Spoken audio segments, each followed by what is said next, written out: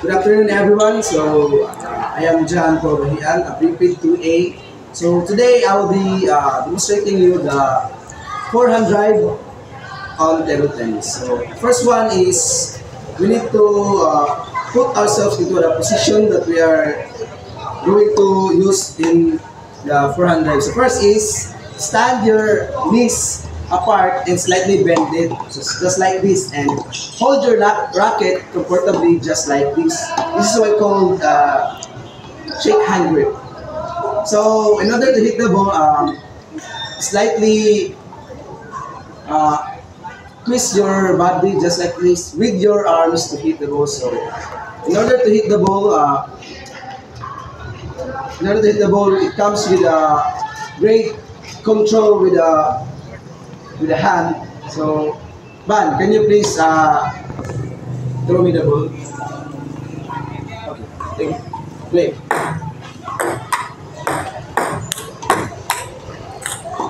So with that, with a great position, you can hit the ball and return it to your opponent.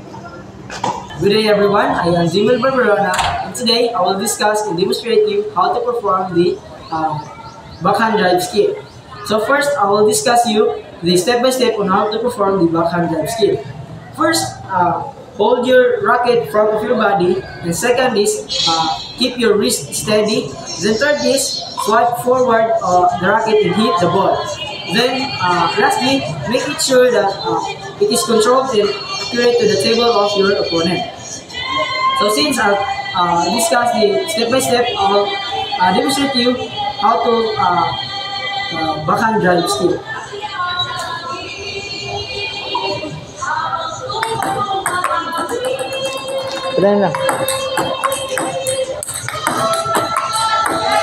Good day everyone, I'm Sander Bambi Natividad. So I'm going to demonstrate you how to execute properly the forehand serve. A basic way to start the game. So first, hold the ball in the open palm and racket in the other hand with a proper gripping. Second, toss the ball a little into the air. Third, hit the ball forward gently so it lands in the other side of the table.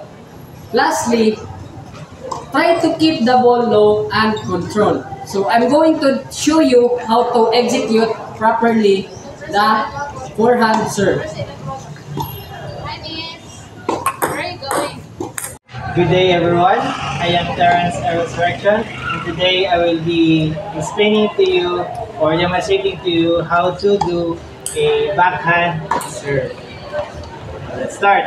A backhand serve, the starting of a backhand serve is like holding a backhand grip. A backhand grip is where the racket is facing forward the opponent.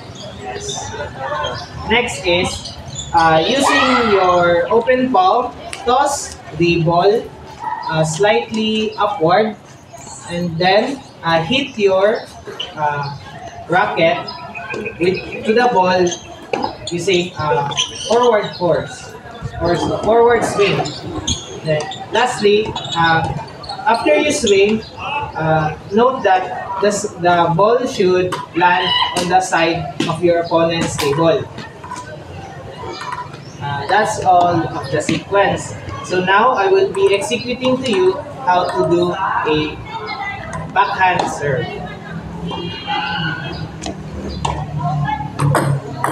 Nice.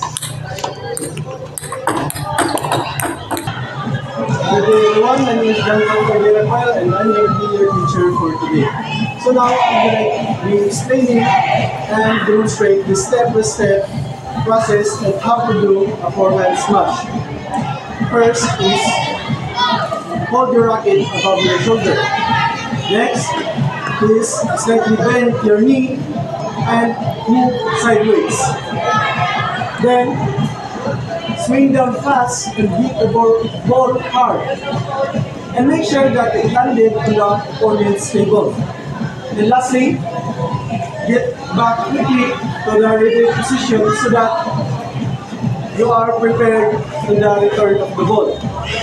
So I'm gonna be demonstrating to you on how to do a proper forehand smash. Wait lang.